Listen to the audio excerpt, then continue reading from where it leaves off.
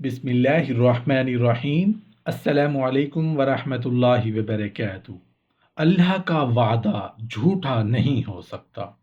मोहतरम नाजरीन, एक हदीस है जिसका मफहूम कुछ इस तरह है कि हज़रत अबू सईद खुदरी रज़ी अल्लाह अन्हु रिवायत करते हैं कि रसूलुल्लाह सल्लल्लाहु अलैहि वसल्लम ने इरशाद फरमाया, शैतान ने कहा, या रब, तेरी इज्जत की कसम, मैं तेरे बंदों को गुमराह करता रहूंगा जब तक उनकी रूहें उनके बदनों में रहेंगी। अल्लाह अज़्ज़ा वजल ने इरशाद फरमाया, मेरी इज्जत और मेरे जलाल की कसम, मैं उन्हें मुआफ़ करता रहूंगा जब तक वो मुझसे मुआफ़ी तलब करते रहेंगे। बिलाशुबा अल्लाह के सिवा कोई इबादत के लायक नहीं, जिसने अपने गुनाहगार बंदों से ये उम्मीद अफजा वादा फरमाया, अल्लाह के सिवा कोई इबादत के लायक नहीं, जिसने अपने कोताहकार बंदों, गुनाहगार बंदों पर, नाफरमान बंदों पर ये करम और फजल फरमाया। अल्लाह ताला का फरमान है कि तुम अस्तगफार करो, मैं तुम्हारे गुनाह माफ़ कर दूंगा। गुनाहों को कैसे अल्लाह माफ़ करते हैं?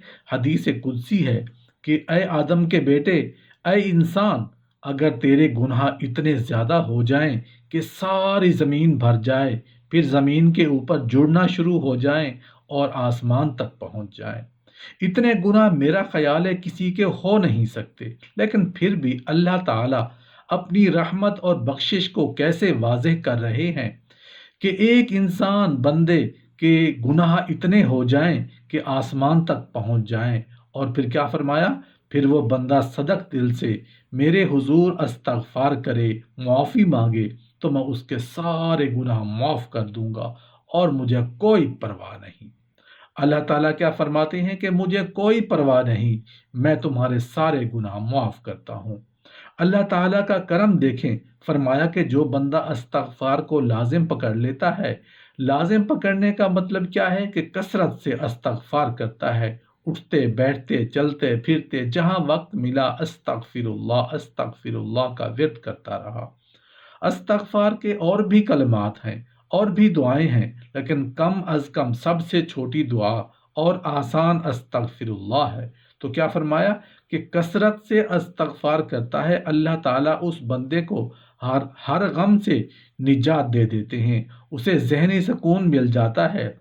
बड़ी बड़ी जिंदगी की परेशानियां होती हैं, लेकिन वो बंदा दिली तौर पर मुतमईन और जहनी तौर पर पुरसकून जिंदगी गुजारता है, और ये फायदा होता है अस्तगफार का। एक आदमी का कहना है कि जब हम मियाँ बीवी आपस में लड़ते झगड़ते हैं, झगड़ा होता है, घर में फसाद होता है, गुस्से वाला माहौल होता है, चीखना चिल्लाना होता है, जब हम चीख चिल्लाकर थक जाते हैं, हार जाते हैं, फिर मैं घर से बाहर निकल जाता हूँ ताकि मैं अपने गुस्से को ठंडा कर सकूं, अपने उस गुस्से और नफरत भरे माहौल को चेंज कर सकूं, जगह को चेंज कर सकूं। लेकिन जो ही घर के दरवाजे से बाहर कदम रखता हूं, शिद्दत से मेरा दिल चाहता है कि वापस लौट जाऊं और अपनी बीवी को प्यार करूं, मना लूं, मुआजरत कर लूं। मैंने अपनी बीवी को ये बात बताई तो वो कहने लगी, क्या आप जानते हैं कि ऐसा क्यों होता है? मैंने कहा, बताएं तो मालूम होगा, आखिर ऐसा क्यों होता है? मेरी बीवी बोली, जो ही आप लड़कर, झगड़कर, चीख चिल्लाकर, गुस्से होकर घर से बाहर चले जाने की कोशिश करते हैं, मैं अस्तगफार पढ़ना शुरू कर देती हूँ, फिर आप आकर मुझे मना लेते हैं। एक खातून बताती हैं कि उनकी शादी को 10-15 साल गुजर चुके थे, उनके यहाँ कोई औलाद नहीं हुई थी।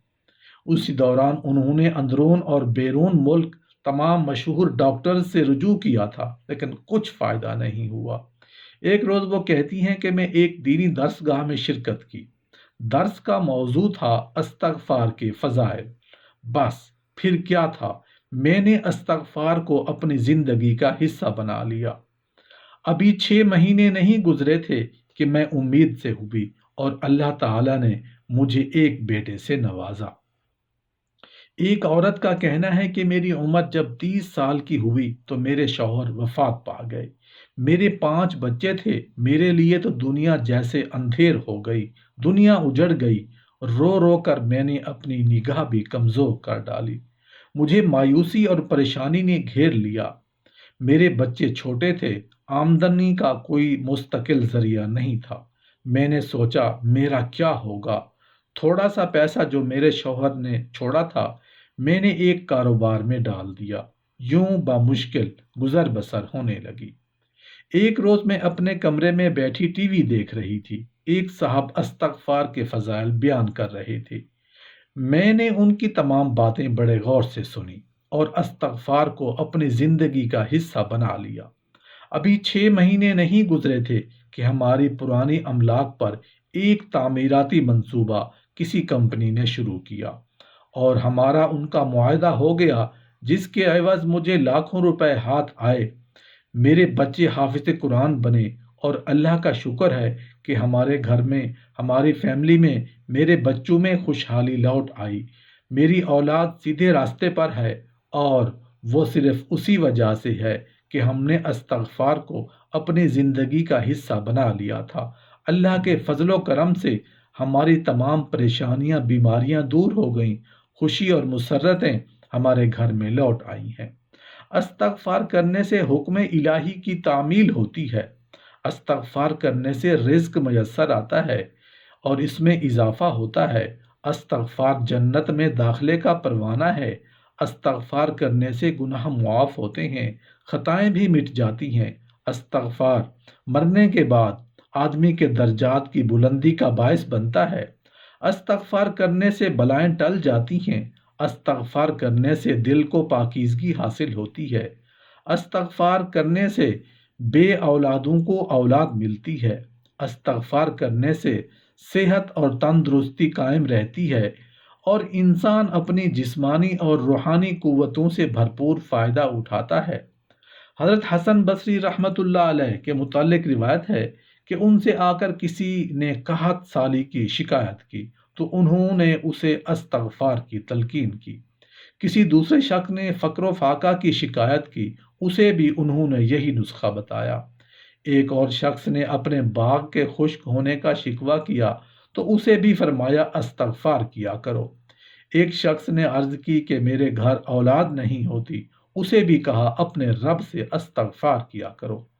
किसी ने जब उनसे कहा कि सबको आपने अस्तगफार ही की तलकीन क्यों की, तो आपने फरमाया कि मैंने अपने पास से ये बात नहीं की, बल्कि ये वो नुस्खा है जो उन सब बातों के लिए अल्लाह ताला ने बताया है, क्योंकि अस्तगफार भी जिक्र इलाही है। एक हदीस में सरकार दो आलम सल्लल्लाहु अलैहि वसल्लम का इरशाद मरवी है कि जो शख्स अस्तगफार की पाबंदी करे, अल्लाह ताला उसके लिए हर तंगी में आसानी की राह निकाल देते हैं और हर गम को दूर फरमा देते हैं और उसको ऐसी जगहों से रिज़्क अता फरमाते हैं जहां से उसको गुमान भी नहीं होता।